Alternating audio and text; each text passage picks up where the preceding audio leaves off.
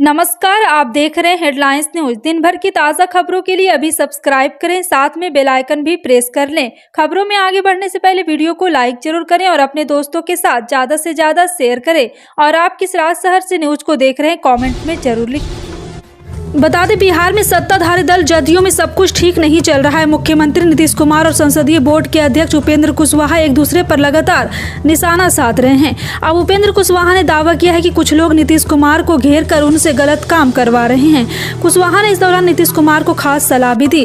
दरअसल उपेंद्र कुशवाहा के जदयू छोड़ने की खबरें जोरों पर है। वे लगातार नीतीश कुमार के खिलाफ बयानबाजी कर रहे हैं। नीतीश कुमार भी कई बार खुलकर कह चुके हैं कि उपेंद्र कुशवाहा को जहां जाना है वो जा सकते हैं। उन्होंने जदयू में कोई नहीं रोका है। इस बीच उपेंद्र कुशवाहा ने बुधवार को बड़ी मांग की है। दिल्ली पुलिस ने पीडीपी नेता और जम्मू कश्मीर के पूर्व मुख्यमंत्री महबूबा मुफ्ती को हिरासत में लिया है। महबूबा मुफ्ती जम्मू कश्मीर में प्रशासन द्वारा अतिक्रमण के खिलाफ कार्रवाई का विरोध करने दिल्ली पहुंची थी। पुलिस ने महबूबा मुफ्ती के साथ मौजूद पीडीपी नेताओं को भी हिरासत में लिया है। महबूबा मुफ्ती जम्मू कश्मीर प्रशासन के खिलाफ दिल्ली में विरोध प्रदर्शन करने पहुंची थी। इस दौरान उन्होंने कहा, जम्मू कश्मीर में गुंडा राज है। जम्मू कश्मीर को अफगानिस्तान की तरह तबाह किया जा रहा है। दिल्ली मेयर का चुनाव कराने के लिए आम आदमी पार्टी की ओर से सुप्रीम कोर्ट में दायर याचिका पर सुनवाई हुई। आपने इस याचिका में सुप्रीम कोर्ट के सामने 5 मांगे रखी है। आपकी याचिका पर सुप्रीम कोर्ट ने एलजी पीठासीन अधिकारी, निगम कमिश्नर और दिल्ली सरकार को नोटिस जारी कर दिया है। अब इस मामले में कोर्ट में 13 फरवरी को सुनवाई होगी। असदुद्दीन ओवैसी ने लोकसभा में सरकार को जमकर घेरा। असदुद्दीन ओवैसी ने लोकसभा में सरकार पर मुसलमानों की शिक्षा, पैसे के अभाव में पढ़ाई छोड़ने को लेकर सरकार पर सवालों की बौछार की और कहा है कि जो देश की आबादी में 19% की हिस्सेदारी रखती है उसके लिए अभिभाषण में एक लाइन तक नहीं थी।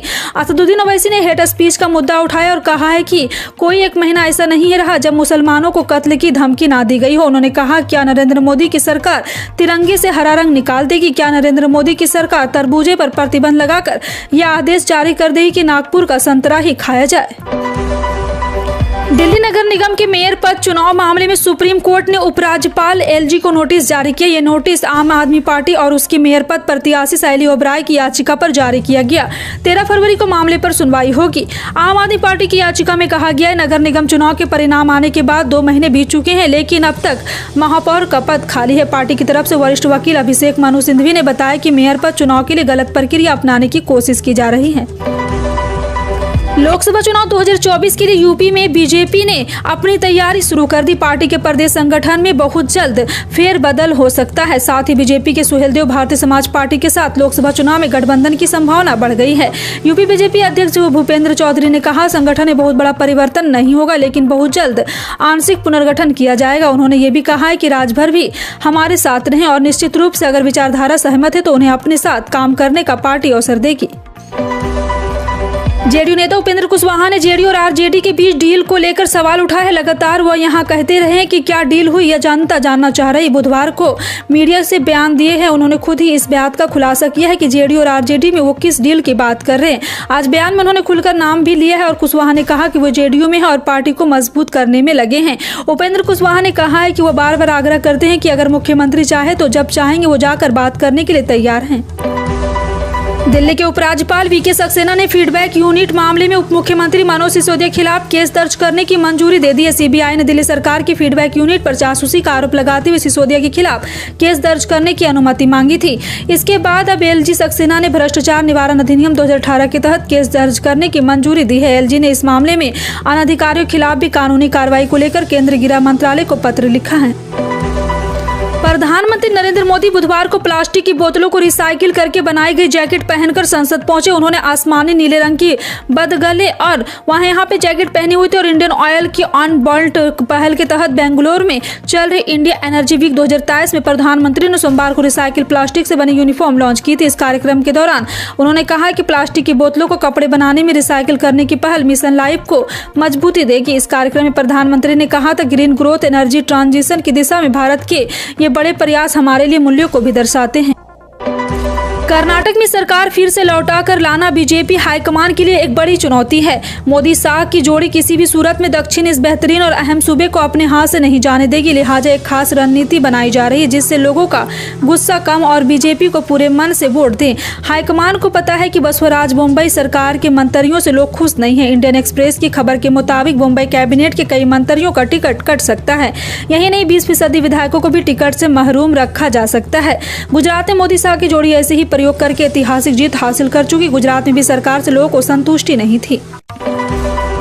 भारत ने बुधवार को भूकंप प्रभावित सीरिया में देते हुए आवश्यक दवाओं, चिकित्सा उपकरणों समेत 6 टन और सामग्री उपलब्ध कराई है। बीती रात को राहत सामग्री C-130J सैन्य परिवहन विमान से भेजी गई। बता दें कि भारत के प्रभारी अधिकारी SK यादव ने बुधवार को तड़के सीरियाई अधिकारी को 6 टन राहत सामग्री सौंप दी।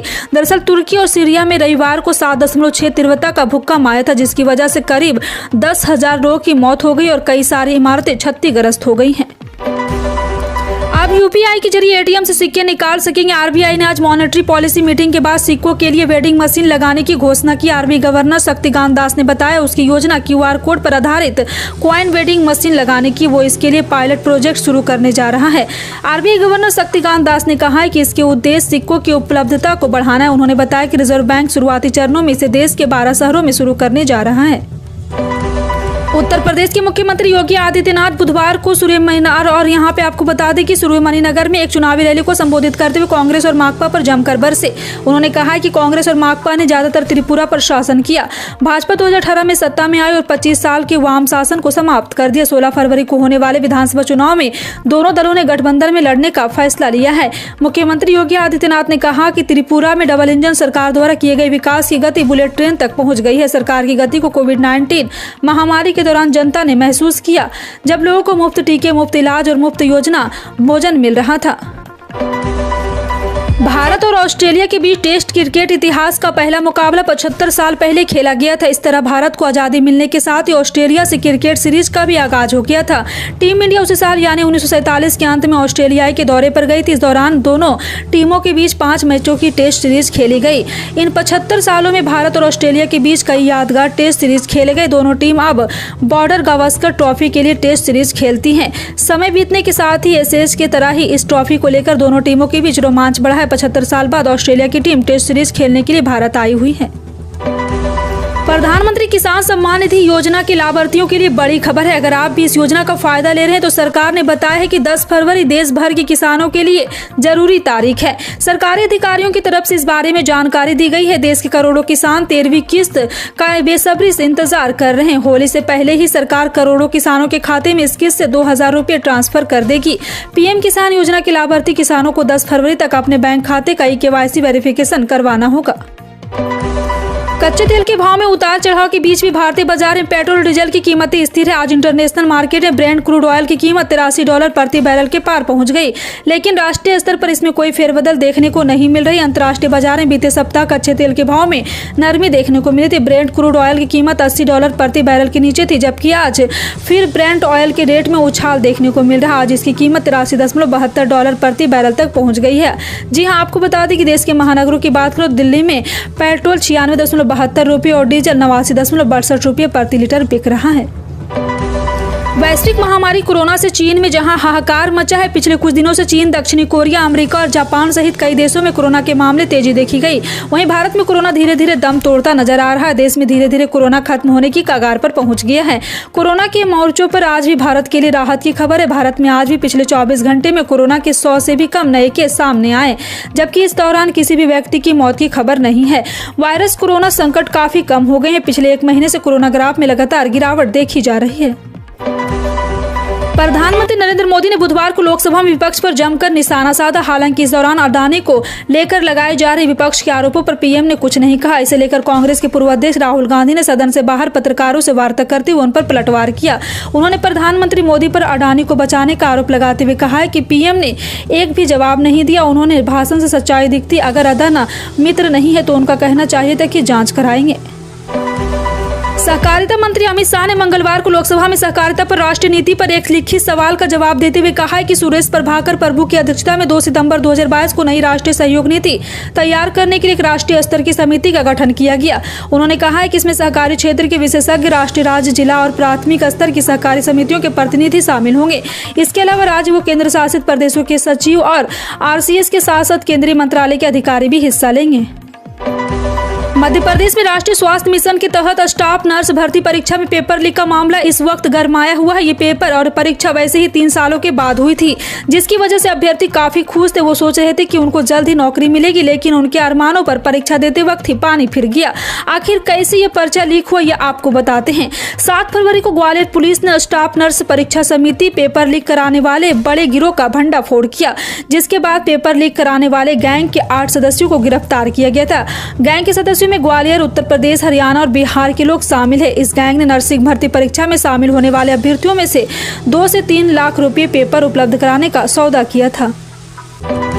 आजकल हम सभी ने किसी न किसी कारण से बैंक से लोन ले रखा है। किसी ने घर के लिए तो किसी ने कार के लिए कर्ज लिया है।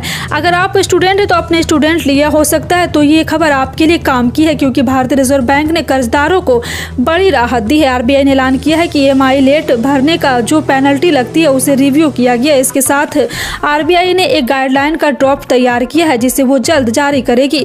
हालांकि अब लेट फीस कितनी देनी होगी इसकी अभी घोषणा नहीं की गई है। इन सभी खबरों पर क्या कहना है कमेंट सेक्शन में टाइप करके जरूर बताएं। इसी तरह की पल पल की अपडेट जानने के लिए जुड़े रहें आप अपने हेडलाइंस न्यूज के साथ। मिलते हैं अगली बड़ी खबर में, तब तक के लिए जय हिंद।